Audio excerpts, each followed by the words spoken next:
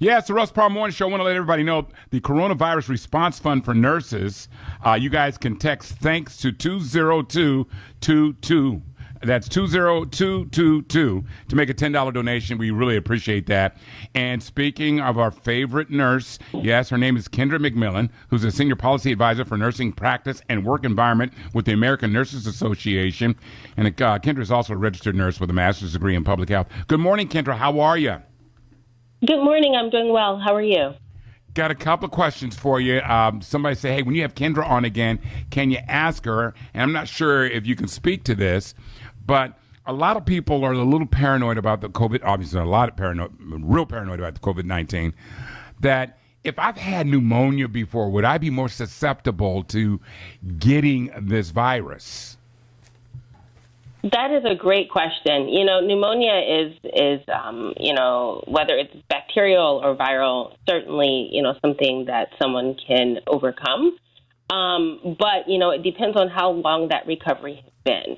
And, if someone has been left with, say, for instance, a persistent cough that they haven't fully recovered from, and, if they're, still not feeling 100% well, then, their immune system has taken a hit.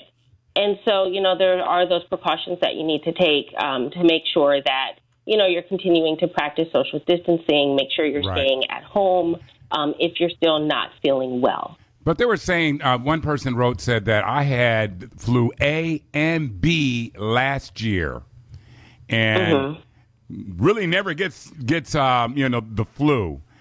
Does that weaken your immune system, or do you at some point rebuild your antibodies and things like that?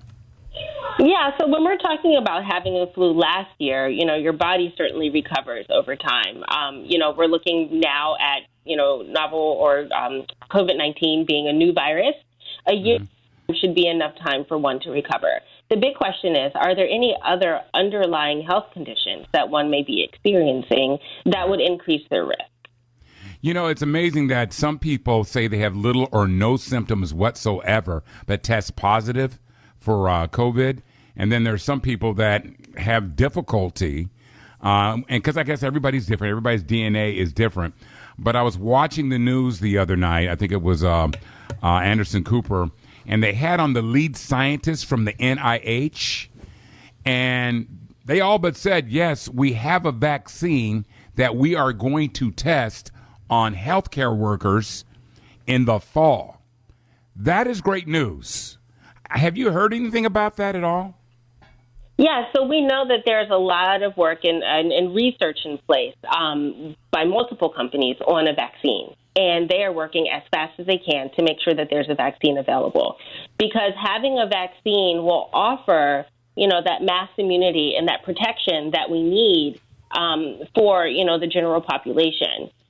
With our orders in place right now regarding physical distancing and staying at home, that's because we don't have the immunity right now to fight this virus because it's new.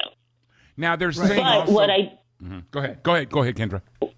What I do know about vaccines is that it's a long process. There's a series of 4 different phases that, the scientists and the researchers need to go through to make sure that, this vaccine is something that's safe.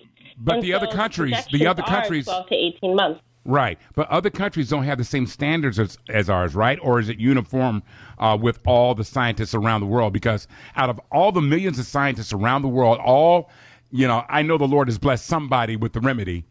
They don't have the same, like the FDA, they have to go through certain procedures and so on and so forth. So like, let's say in Italy, they're giving people a vaccine that they believe that works. Is that the case? Right. So what I know is based upon what's happening here within the U.S., and what I'm referencing are the clinical trials that the vaccine would need to go through here. There is a degree of research and vetting that would need to occur. That's all part of the lengthy process. It's not just saying, okay, there's a vaccine and now it's available to the general public. There's research that's being done here before it's available. Lastly, they're saying that they'll probably come up with a treatment before they get a vaccine, which isn't basically a cure or anything like that. Can you speak to that at all? Right. So what we're learning about treatments is that, again, there is a significant amount of research that's happening right now looking at which medications would work best as a form of treatment for COVID-19. I know that there is one drug in particular that they have been able to utilize and it has shown some promise. But again, there's still research that needs to be done to make sure that, this is the medication that's going to work. In addition to that, we also have to look at the supply and supply chain issues, particularly when we're looking at medications that have been used for other diagnoses, and making sure that, the original use of that medication is still available for those who need it. Okay, so you're not necessarily talking about chloroquine, or you just don't want to say.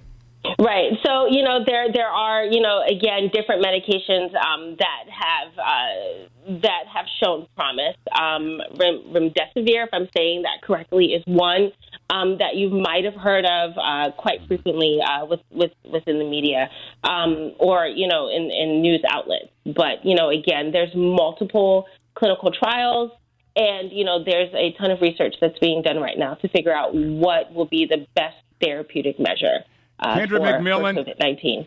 Wonderful. I appreciate it. Senior Policy Advisor for Nursing Practice and Work Environment with American Nurses Association. I really appreciate it. And once again, we can help out our frontline workers. The Coronavirus Response Fund for Nurses. You guys can just text thanks to 20222 to make a $10 donation. Kendra, we could talk to you next week. Is that okay? Sounds great. Thank you so much. I appreciate it. Have a great day. Thank you. You too.